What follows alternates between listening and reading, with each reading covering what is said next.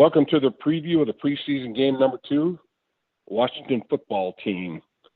And you're in the trenches with Dave Lapham, brought to you by First Star Logistics. It's going to be an interesting football game. The Bengals got a good taste of what a short week's like in preparation. And, you know, in the NFL during the regular season, you have Thursday night games, Monday night games, Sunday night games, Sunday afternoon games. So from a week-to-week basis, you may have a short week of preparation one week and a long week of preparation the following. And that's what the Bengals are looking at in preseason games number 2 and 3.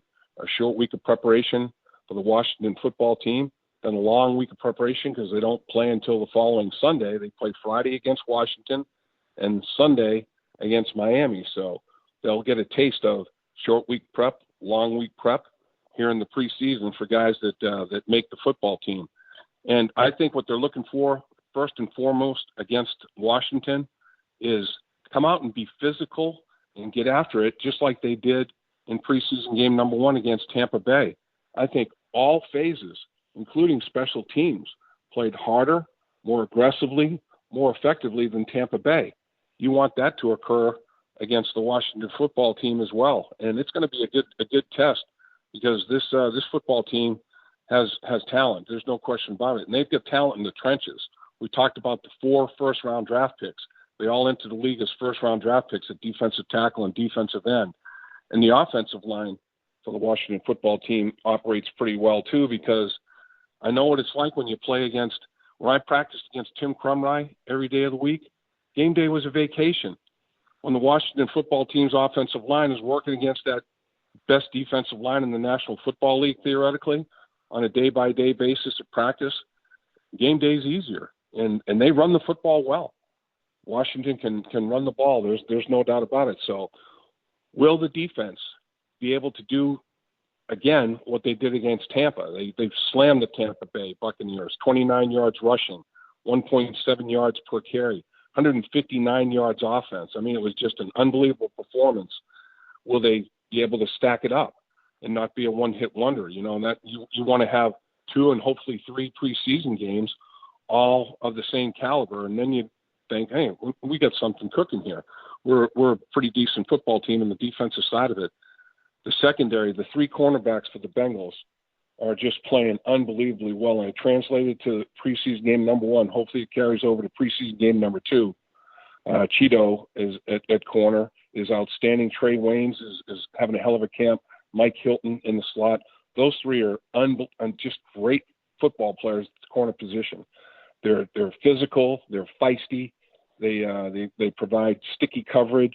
Von Bell and Jesse Bates at the safety position. I mean, the back end is really going to be I think something to watch, and hopefully they'll carry over play from preseason game number 1 to preseason game number 2 and get after it again.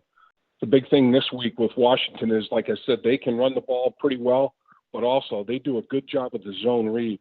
Once they get that running game going, they have that zone read deal. It's almost like, you know, that pass-run option, and quarterback Ryan Fitzpatrick has a pretty good handle on that. Defensively, you have to, you know, dot your I's, cross your T's, mind your P's and Q's. You have to be all over your reads. I think the number 1s in this week's game will go a little bit longer, maybe into the second quarter, but in today's NFL, the biggest priority is get to week 1 healthy. That's week 1 of the regular season. Last year, I was unbelievably impressed with the level of play in the National Football League, week 1 through the end of the season, honestly, without any preseason, without any training camp. So it just proved how talented these athletes are, and it proved that you don't really have to kill these players in training camp. So I think the coaches learned a lesson, and organizations learned a lesson that, you know, biggest thing is to get guys ready, but don't overdo it, and make sure that they're healthy for that opener in the regular season. There's no 2 ways about it. After this preseason game, there'll be 5 players cut. So 32 teams in the NFL, 5 players will be whacked by each team. So there'll be 160 players hit the waiver wire on August 24th, Tuesday, August 24th. So that's the interesting part of it. 160 players around the league are wondering, has their NFL dream ended, or will they be on somebody's practice squad at some point in time? On August 31st, after the final preseason game number 3, 864 players will hit the waiver wire. So that's 1,024 players in a week's time, from Tuesday the 24th till Tuesday the 31st. They're going to be out of a job and on the waiver wire.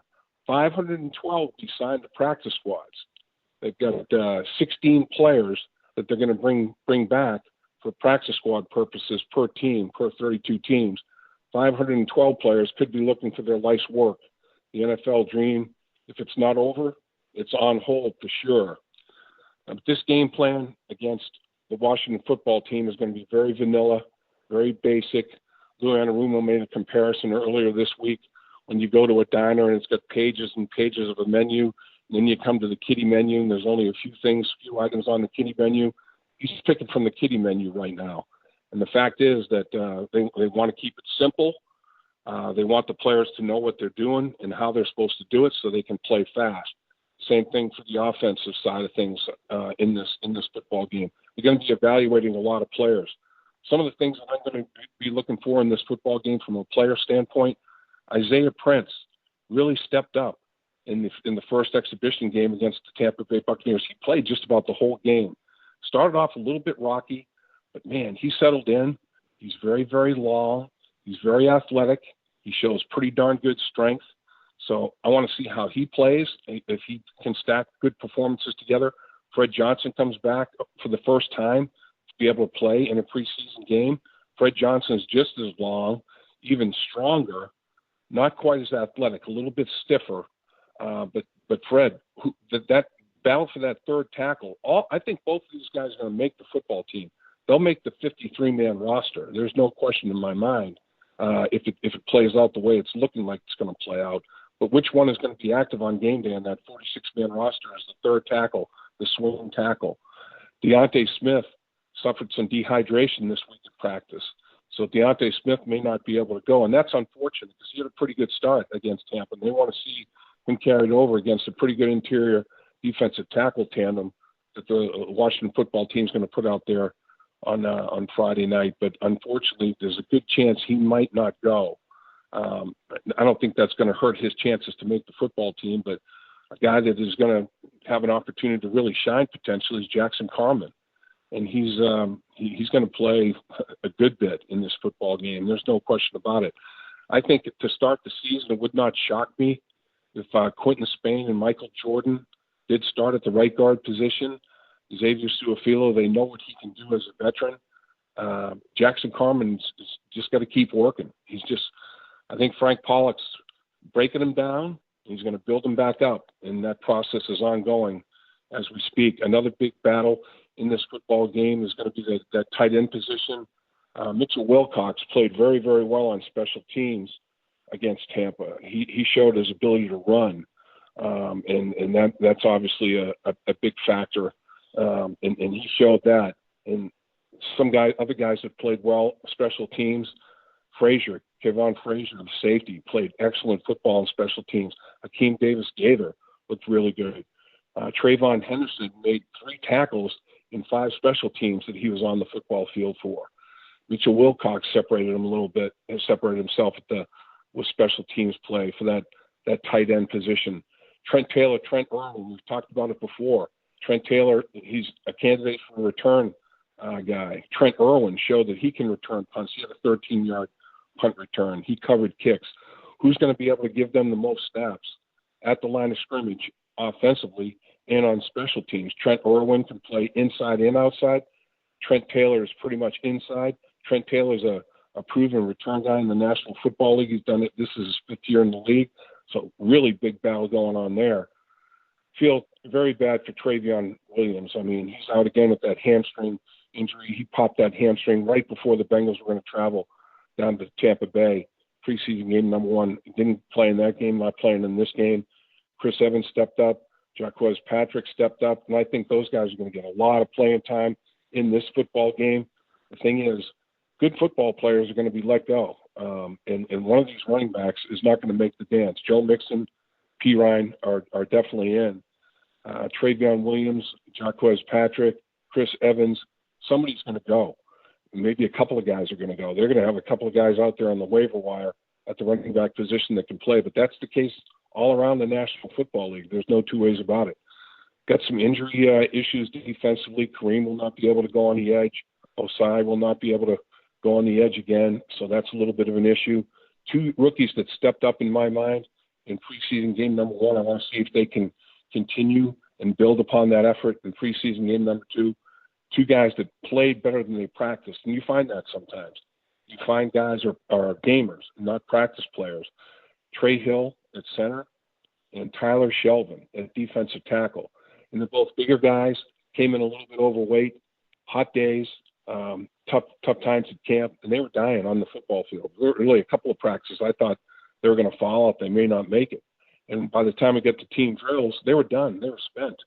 Well, in a game, it's a much different proposition. You're out there no more than, 10, 12 plays on a long drive. And I think these guys felt rejuvenated. The physical taxing that was done was less in the game, and they stepped it up. Trey Hill played very well. He's played with good technique, very, very strong inside at the center position. And Tyler Shelvin showed that he's the two-gap run stuffer that they thought they had drafted. So it's going to be very interesting to see if those guys can repeat performances in that regard. Larry Ogunjobi gets his first snaps at preseason. He's been unbelievably explosive and very disruptive in the practices that he's performed in. So it's going to be interesting to watch that battle rage on as well. In the secondary, some guys are still down with injury. Eli Apple still battling a hamstring. Ricardo Allen, same deal. Donnie Lewis won't be making the dance. It's going to be very, very interesting to see who is going to take advantage of snaps that other guys aren't going to be able to utilize. Jalen Davis, the young corner, played exceptionally well defensively. He was okay on special teams. He's got to step it up, I think, a little bit on special teams, because if you're not a starting corner, that's where you're going to have to, make your money is on special teams in terms of snaps, because you're going to have limited snaps potentially during the course of the game in the secondary. Darius Hodge, the rookie edge rush guy out of Marshall, he played no special team snaps last week against Tampa. Darren Simmons probably will see if he can work him in to some special teams from an evaluation standpoint, because if Darius Hodge steps up and shows anything like he showed against Tampa Bay with 1.5 sacks and 5 quarterback hits on the defensive side of the football, he'll have a better chance to make the football team if he can do something on special teams. So it's going to be a very interesting night for sure. Everybody's looking for improvement. Nobody wants to, regress at this stage from preseason game number 1 to preseason game number 2. The coaches handled a short week. It was very hot days. They backed off the players physically, let them recover a little bit.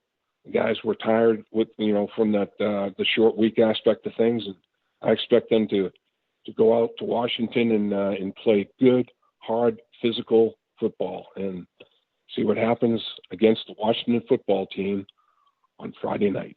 Hi, Dave Lapham here. Have you heard about In the Trenches with Dave Lapham, presented by First Star Logistics? Catch new episodes from the world of sports and broadcasting. Search for In the Trenches with Dave Lapham on YouTube or wherever you get your podcasts.